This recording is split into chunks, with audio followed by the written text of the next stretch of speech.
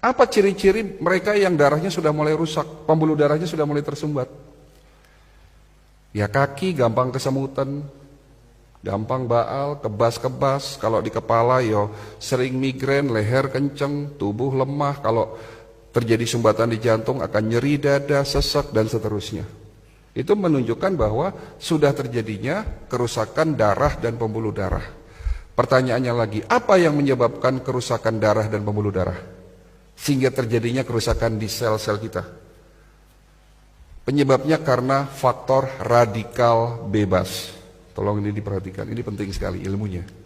Radikal bebas. Radikal bebas itu satu molekul yang kehilangan pasangan elektronnya, sangat reaktif, kalau nempel di sel, sel kita rusak. Entah itu sel darah merah, entah itu sel darah putih, di mana sel darah putih kita tahu sebagai antibodi tubuh kita, entah itu di pembuluh darah. Kalau terjadinya kerusakan di pembuluh darah, ya akan terjadi peradangan. Ini bahaya sekali. Kalau terjadinya peradangan atau inflamasi terjadi di pembuluh darah kita. Ini yang menyebabkan pembuluh darah kita menjadi rusak. Yang pada akhirnya kolesterol, zat-zat sisa itu mengendap di tempat terjadinya peradangan tadi. Sehingga terjadi yang namanya plak atau sumbatan pembuluh darah. Nah, radikal bebas itu terbentuk akibat proses oksidasi. Tolong perhatikan lagi. Oksidasi ini apa? Oksidasi itu contohnya kalau di luar sana besi berkarat. Berarti tubuh kita bisa karatan, ya. Proses oksidasi terjadi secara alami, Bapak Ibu sekalian. Di saat kita bernafas, beraktivitas, saya berbicara, bahkan kita tidur terjadi proses oksidasi. Ya.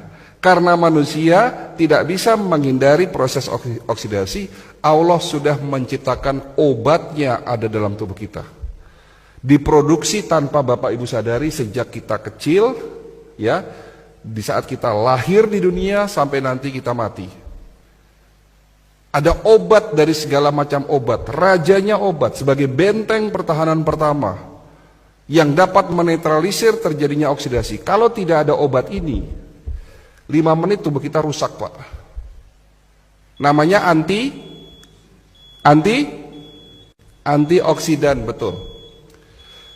Kalau hari ini kita masih berkecimpung di vitamin, di antibodi, sudah ketinggalan zaman, Pak. Hari ini dokter-dokter di Eropa, di Amerika, penemu-penemu suplemen, itu bagaimana caranya menemukan satu antioksidan yang kembali lagi tujuannya untuk menetralisir terjadinya oksidasi agar tidak terbentuk yang namanya radikal bebas. Ini penting sekali.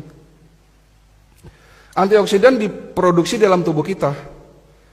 Ada 2, glutathione dan superoksid dismutase. Glutathione itu rajanya antioksidan. Ya.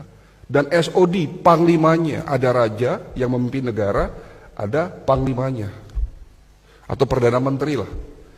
Jadi yang menjaga tubuh kita itu sesungguhnya bukan antibodi. Antibodi itu benteng pertahanan kedua, Pak. Benteng pertahanan pertama namanya antioksidan, glutathione dan superoksid dismutase.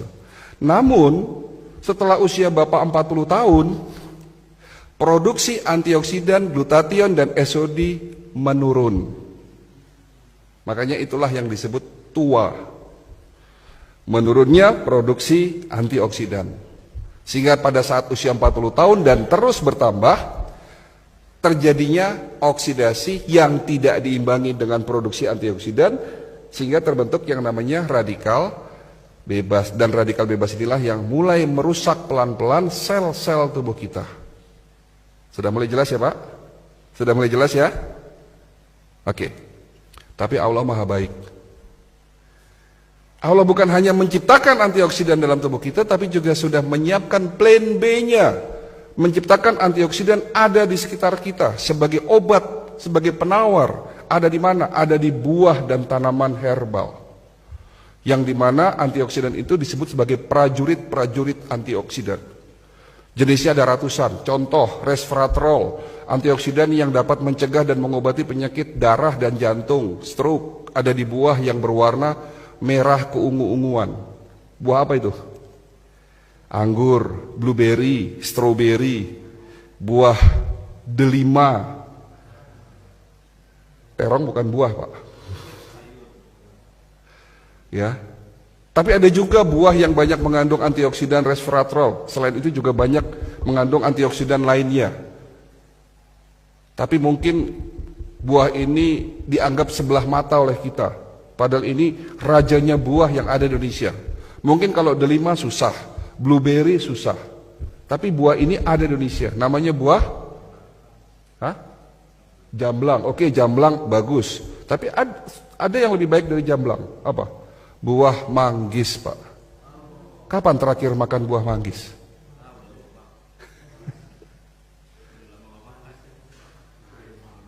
Antioksidan namanya lycopene. Dapat mencegah penyakit prostat. Bapak-bapak yang sudah mulai susah kencing nih. Kencingnya tidak tuntas, netes lama. Kemungkinan sakitnya prostat. Dapat dicegah, diobati oleh lycopene. Ada di mana? Buah tomat dan semangka. Tomat dan semangka, makan tomat dan semangka tiap hari. Antioksidan namanya bromelin, dapat mencegah penyakit kanker, tumor payudara. Ada di mana? Buah nanas.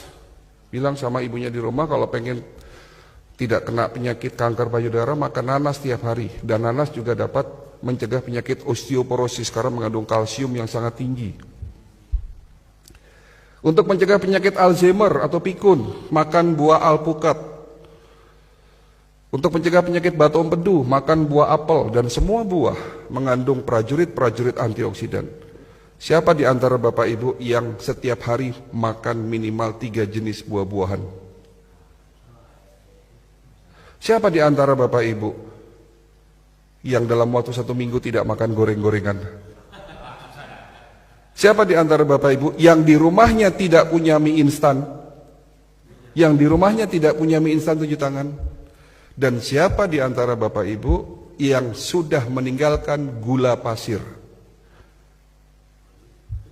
Inilah jawaban kenapa masyarakat kita banyak yang sakit. Sementara Allah sudah memberikan berkah luar biasa kepada bangsa kita. Betul? Iklim terbaik, tanah paling subur, produsen buah terbesar di dunia, dan produsen tanaman obat terbesar nomor 2 di dunia. Ada 40.000 jenis tanaman obat yang belum kita manfaatkan secara benar. Ya. Antioksidan. Lalu bicara antibodi. Antibodi nggak usah dibahas lah, udah terlalu kuno ya. Tapi itu juga penting, di mana benteng pertahanan kedua adalah antibodi. Dan benteng pertahanan ketiga, ya, proses yang paling penting dari semuanya itu adalah regenerasi sel. Kenapa penyakit diabetes nggak bisa sembuh-sembuh? Ya karena obat yang selama ini kita minum hanya sekedar nurunin gula. Tapi yang harus dilakukan, lakukanlah pengobatan secara holistik. Dibersihkan tubuh kita dari radikal bebas, dinetralisir proses oksidasinya, tentunya dengan herbal golongan fitofarmaka yang mengandung senyawa aktif antioksidan, ya. Lalu dikuatkan imunitasnya dan diberikan herbal atau suplemen yang memiliki fungsi regenerasi sel. Itulah holistic integrated medicine.